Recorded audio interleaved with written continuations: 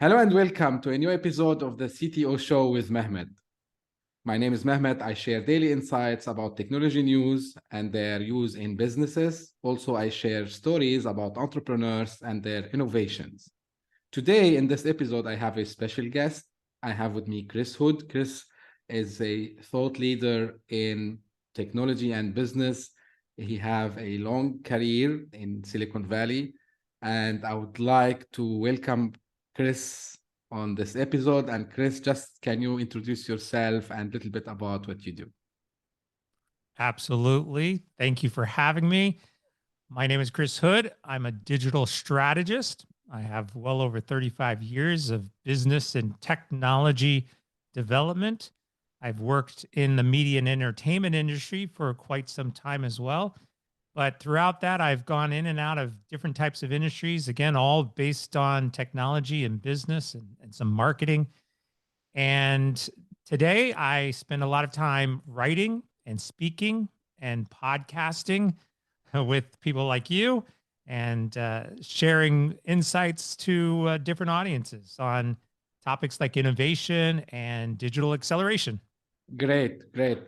Thank you again, Chris, very much. And just to, without further ado, as they say, the first question I want to ask you, because I covered this topic also on the podcast a couple of times. Now, how you can explain a simple way the difference between digital transformation or digital acceleration? Are they two different concepts, do you think, or are they the same, share the same meaning? They don't share the same meaning. And let's kind of break that down. The overly simple version of what digital transformation is, whether you've covered it or not, multiple times, I think there's a multitude of different types of interpretations of what digital transformation actually is.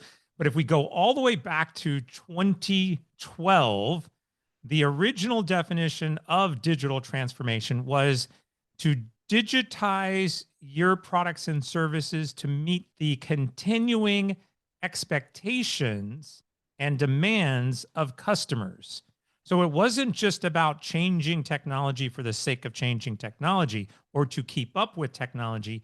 It was rooted in that customers' needs for technology was rapidly evolving and companies had to keep up with it. Which gets us to today. If we kind of think about digital transformation, it sounds complicated. It sounds time consuming. And it also sounds like it's a project. The reality is that we're never going to stop evolving our digital properties. And so if we think about it from a digital acceleration perspective, there's a much clearer expectation that this is something that has to happen faster, that it has to happen now, and that it's continuous. Because when we accelerate, we're continuing to accelerate. And that's the whole goal here, because the technologies that we are engaged with as consumers are constantly evolving. And companies are going to have to continue that process in order to be able to keep up. So all I've simply tried to demonstrate is that we have to think beyond that transformation, right? This has to be an ongoing mindset within organizations so that you're successful. So it's a journey, basically, right? Sure, it's a journey. I mean, I think any transformation is a journey, but it's also the process a company might have to go through. Let's break it down maybe a different way. Think about development, and we came up with this concept several years ago called agile in Scrum, right? So you've got the agile methodology, which is your ability to develop content or develop new services, applications on a continuous basis, much quicker, right? 1 week, 2 week sprints. Well, how do you do that with digital transformation, right? How do you evolve your technology every 2 weeks so that you can keep up? That's really the mindset. Yeah, I agree with you. Now, from here, I want to maybe start to think from a customer perspective. So for someone who decides that, yeah, it's time to start this journey, what do you advise them about, which strategies, which key elements they should focus on when they decide to take this first step towards digital transformation? The number one, always, no matter what, is your customer. So you kind of set that up for me, but it's always your customer. You do not digitally transform just for the sake of doing it. There's no point in it. I will even argue that in a lot of cases, organizations are trying to decide what new technologies to buy, or I want to implement some type of new thing or feature within my services. And they start with this perspective of, I need to figure out the technology, and then I'll figure out how to package it and sell it and send it off to the customers. What you should be asking is, what do my customers want? And let's figure out how we create features and services and products that meet those needs, and then figure out what technology you want to bring in that's going to help you do it. And so we call that an outside in perspective. You start on the outside with your customers' needs in mind first, then move your way inward to reach the technology that's going to execute that. Yeah, I agree with you 100%. And this is also my own about the topic. Whenever I speak to someone, I say, okay, why you are doing this? So they need to have the why, and the why for them should be about the customer.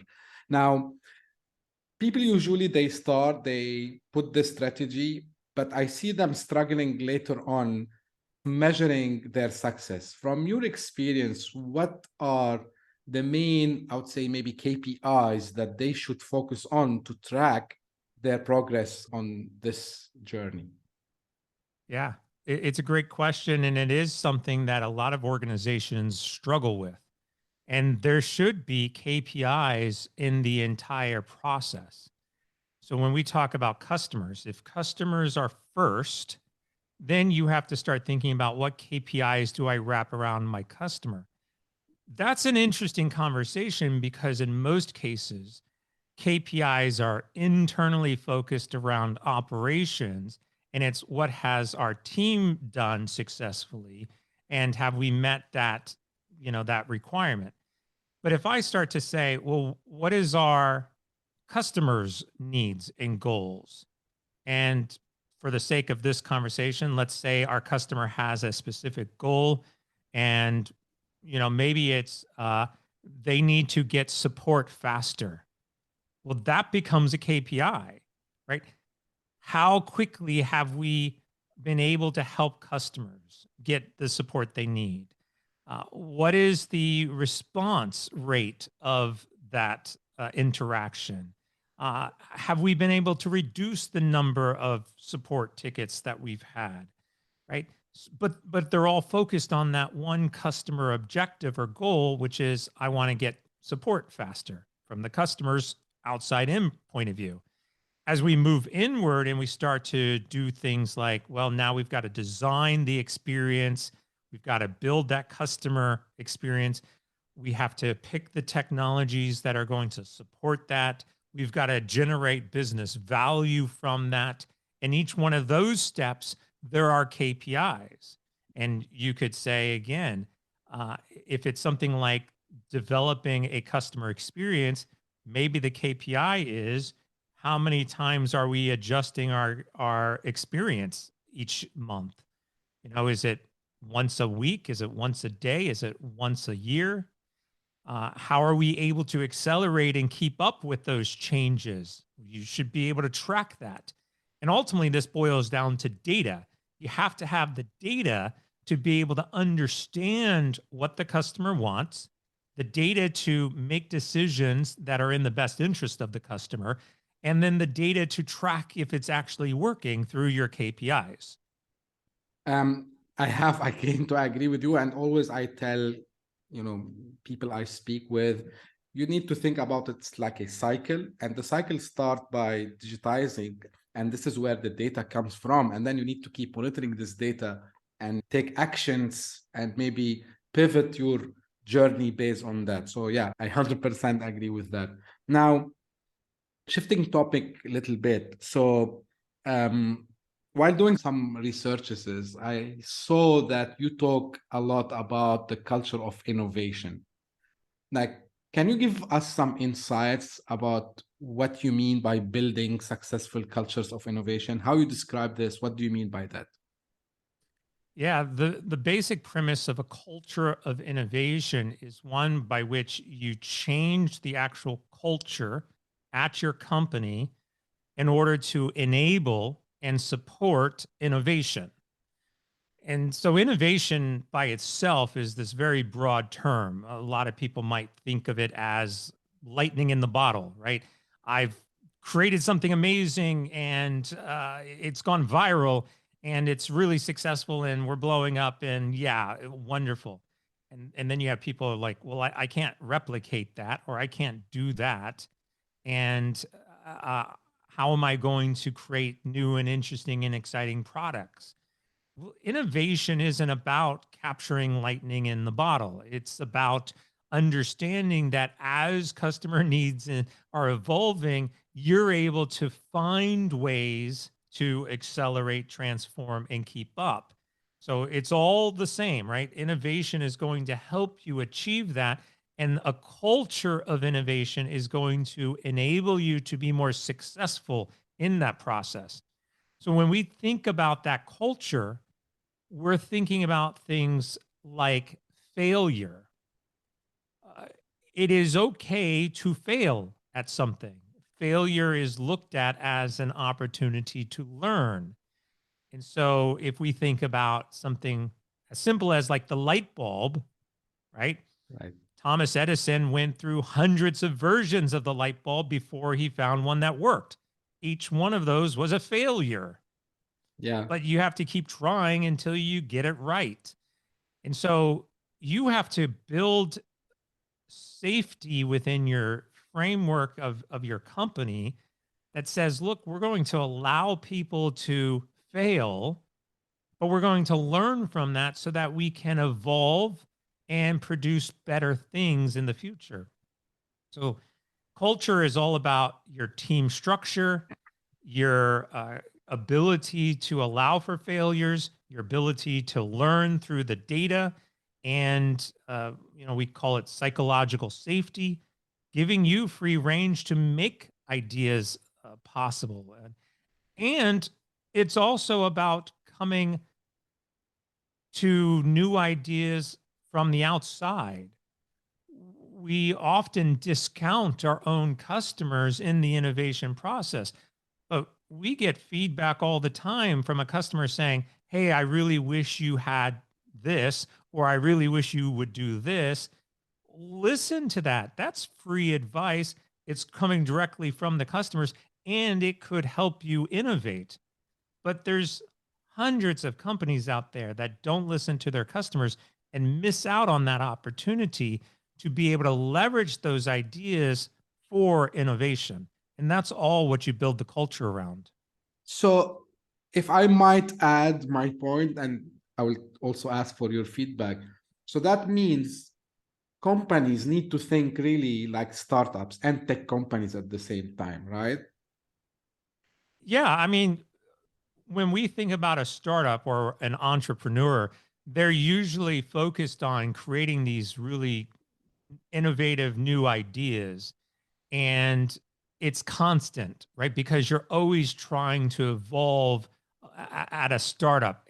And the great thing about startups is that they're small and so they are nimble and they're able to change and adapt much quicker.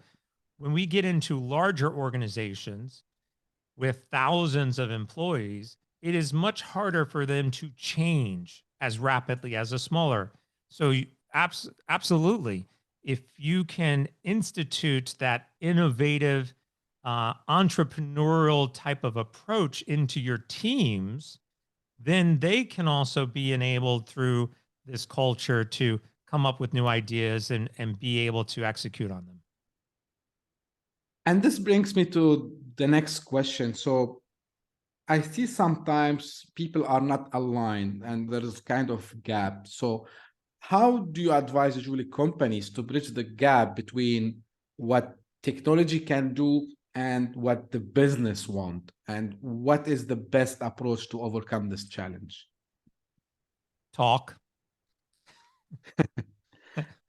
It's funny because I actually was just sharing this story with somebody else, and I once went into a company and sat down with the business team, and I said, tell me what you're working on. Tell me, what some of the challenges you're facing.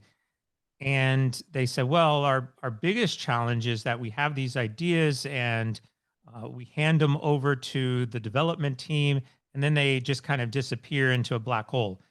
And I was like, oh, well, that's interesting. So I go over to the technology team and I say, hey, tell me what you're working on and what are some of your challenges.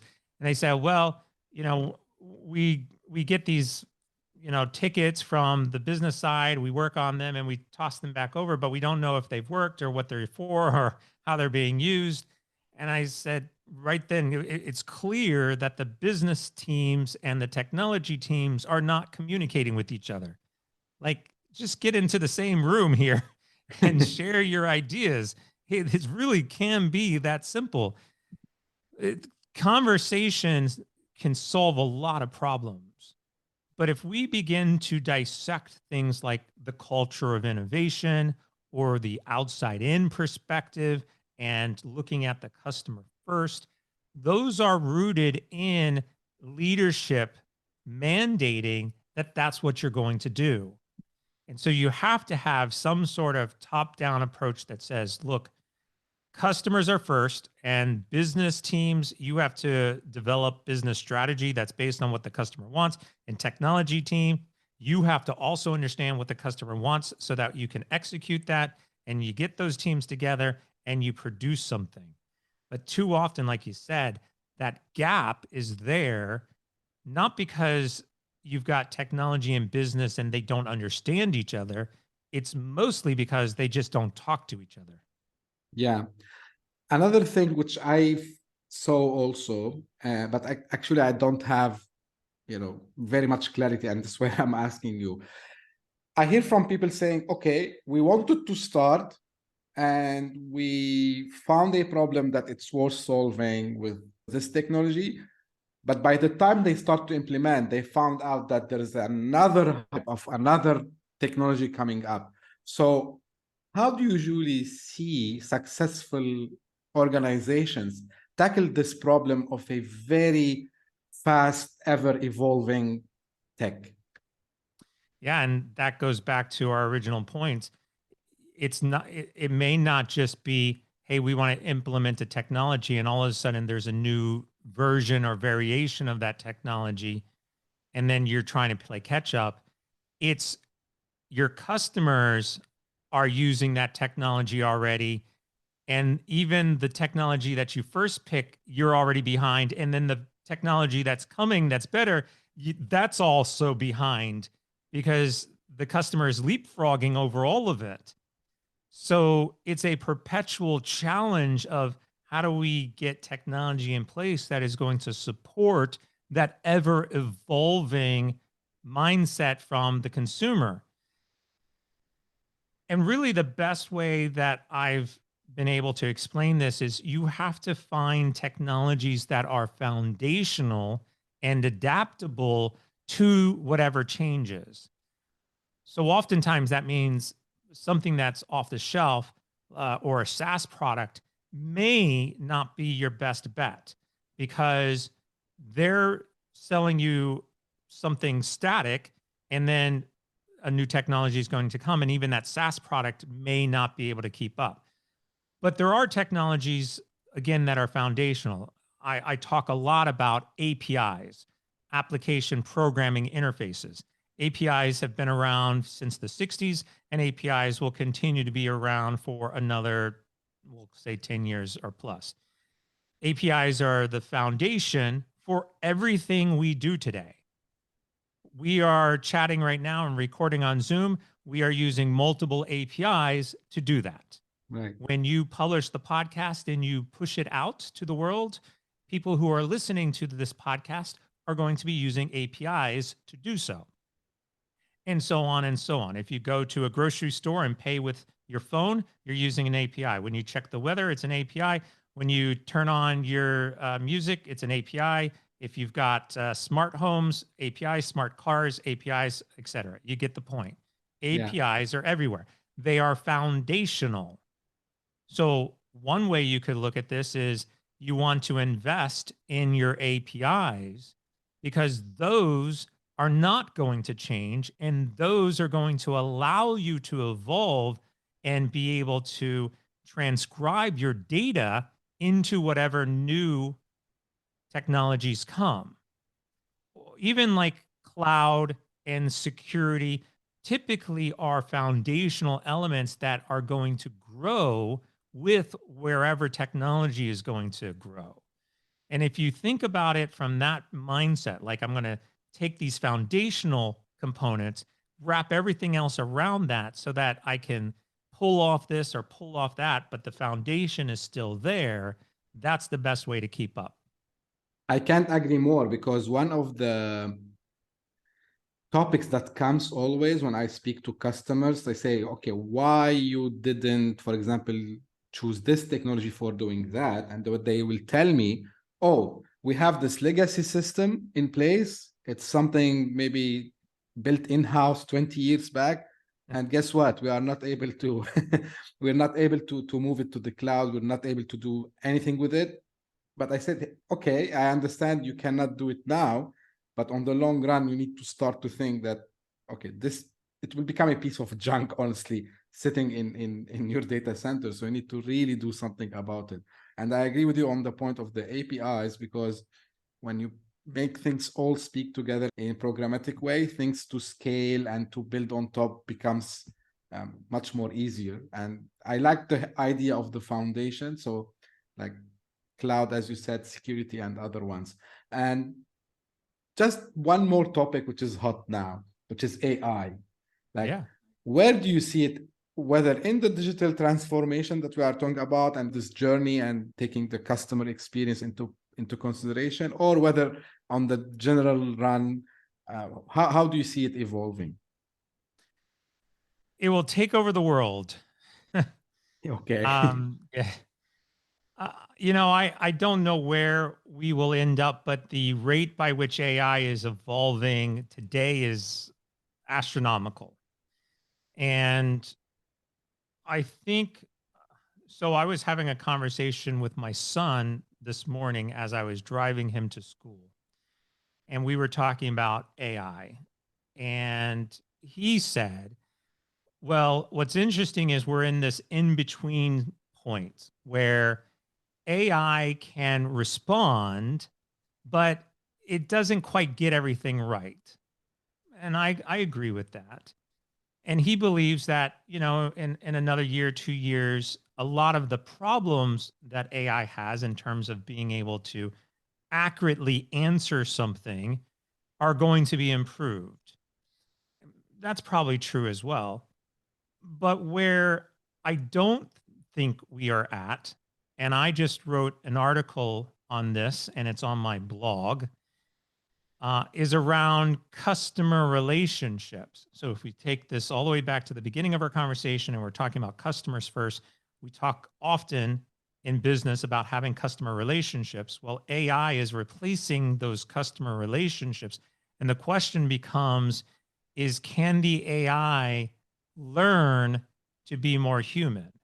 Can it understand emotions?